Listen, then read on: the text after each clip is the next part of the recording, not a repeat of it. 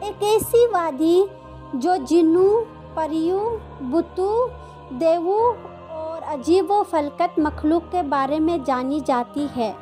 ایسا پہاڑ جہاں ہمیشہ اندھیرا رہتا ہے، چاند سورج کی روشنی وہاں کبھی نہیں پہنچتی۔ وہ وادی جہاں آج تک کوئی شخص نہیں پہنچ سکا۔ کیا یہ وادی جنوں کا دیس ہے یا کسی اور دنیا میں جانے کا کوئی پراسرار راستہ؟ کوہ کاف کا نام سامنے آتے ہی کوئی گمشدہ عربی کہانیاں ذہن میں جاگ اٹھتی ہے۔ ایسی کہانیاں جو بادشاہوں کی حسین شہزادیوں سے شروع ہو کر جنوں اور پریوں کے زیر قبضہ ہبت نام کے لوگ اور طلسم سے جڑی ہوتی ہے۔ ایسی کہانیوں کا مرکز عام طور پر یہ ہوتا ہے کہ فلاں ملک کی طاقتور بادشاہ کی حسین اور نرم و نازک شہزادی کو فلاں جن یا دیو نے اغوا کیا اور کوہ کاف کے کسی وادی کے تاریخ محل میں لے جا کر قید کر دیا۔ اس طرح کی کہانیاں ہندوستان، عرب، ایران علاقوں کی افسانوی اور ادبی کتابوں میں اہم مقام رکھتی ہے۔ تحریری شکل میں موجود ہونے کے علاوہ یہ داستانیں سینہ بہ سینہ روایتوں کے شکل میں بھی منتقل ہوتی ہے۔ جبل کاف یا کوہ کاف مشرقی وسطی اور عربوں کی مشہور افسانوں میں ایک افسانوی پہاڑی سلسلے کا نام ہے۔ اسلامی روایتوں میں کوہ کاف کو جنوں کا وطن کہا جاتا ہے، جسے خدا نے چمک کے ظہور سے بنایا ہے، جبکہ ایرانی روایتوں کے مطابق یہ علاقہ شمالی قفقاز کے علاقوں میں تھا، جس علاقے کو انسانوں کے کسی حکومت نے بھی آج تک قبضہ کرنے سے ناکام رہا، جو کہ قدیم علم نے ان بلند پہاڑی علاقوں کو اسرار میں ڈھانپ رکھا تھا۔ کوہ کاف دراصل ایک طویل پہاڑی سلسلہ ہے۔ یہ زمین کا سب سے دور دراز مقام کہا جاتا ہے، جو داستانوں میں زرتشت کی زمین اور سیمرغ نامی پرندے کی وجہ سے مشہور ہے۔ کہتے ہیں کہ کوہ کاف سبز ظہور پر مشتمل ہے، جس کی عکس میں آسمان کو سبز رنگ عطا کیا ہے۔ کوہ کاف کو جنوں کا شہر بھی کہا جاتا ہے، جہاں زمانہ قدیم میں جنات کی نسلوں نے بہت ساری حکومتیں قائم کی تھی۔ امام تزوینی لکھتے ہیں، کوہ کاف کئی علاقوں میں منقسم ہے، جس میں 70 زمینیں چاندی کی ہے، 70 زمینیں سونے کی ہے اور 70 مشکی ہے۔ عربی کتابوں کے مطابق کاف پہاڑی سلسلوں میں سب سے اونچا تھا، جو اللہ کی طرف سے زمین کو سہارا دینے کے لیے بنایا گیا تھا، اور اس دنیا میں جتنے بھی پہاڑی سلسلے ہیں، تمام سلسلوں کی شاخیں زیر زمین کوہ کاف سے جڑا ہے۔ اس طرح کوہ کاف جو اس زمین کا سب سے بڑا پہاڑ ہے، تمام پہاڑی سلسلوں کا مرکز ہے۔ زکریا القزوینی نے 13ویں صدی میں عجائب المخلوقات و غریب موجودات نامی ایک کتاب لکھی تھی، جس میں انہوں نے ٹیکنالوجی کے مطابق یہ نظریہ دیا ہے کہ آسمان کو خدا نے تھام رکھا ہے تاکہ وہ زمین پر نہ گر پڑے۔ اس زمین کے چاروں طرف پہاڑوں کا ایک طویل سلسلہ ہے، جس میں کوہ کاف بھی شامل ہے، جو ان سلسلوں کو کھوٹی کی طرح اپنی جگہ پر رکھتا ہے۔ اسی طرح مشہور صوفی بزرگ جلال الدین رومی نے اپنی تحریروں میں کوہ کاف کا ذکر کچھ یوں کیا ہے کہ طاقتور بادشاہ سکندر ذوالقرنین نے آب حیات کی تلاش میں مشرق کا سفر کیا تھا۔ اس سفر کے دوران آپ کوہ کاف تک جا پہنچے تھے۔ جب آپ کوہ کاف پہنچے تو آپ نے دیکھا کہ وہاں فرشتہ اسرافیل قیامت کے دن سور پھونکنے کا انتظار کر رہے ہیں۔ کوہ کاف اور اس میں آباد مخلوقات کے متعلق ایک اور روایت بیان کی جاتی ہے کہ حضرت ابن عباس رضی اللہ عنہ فرماتے ہیں کہ رسول रसूल सल्लल्लाहु अलैहि वसल्लम हमारे पास तशरीफ़ लाए, जबकि हम मस्जिद नबवी में हल्का बनाकर बैठे हुए थे। हमें आप सल्लम ने फरमाया, क्या कर रहे हो? हमने अर्ज़ किया, हम सूरज के मुतल्लिक़ गौर कर रहे हैं कि वो कैसे तुलू होता है और कैसे गुरूब होता है।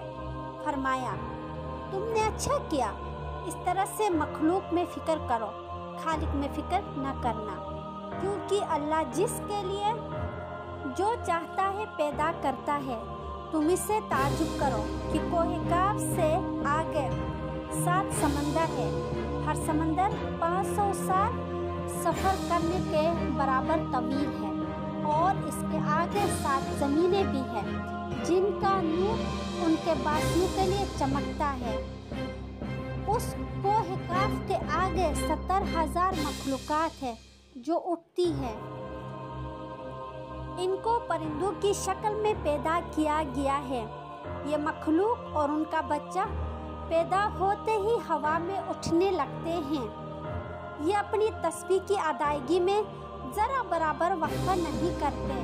उनका खाना भी हवा है, उनका पीना भी हवा है, उनका लिबास भी हवा है, उनके बर्तन भी हवा के हैं। वो ये नहीं जानते कि अल्लाह ताला ने हज़रत आदम अलैहिस्सलाम को पैदा किया है, और न इब्लीस को जानते हैं और न ही इब्लीस की औलाद को जानते हैं।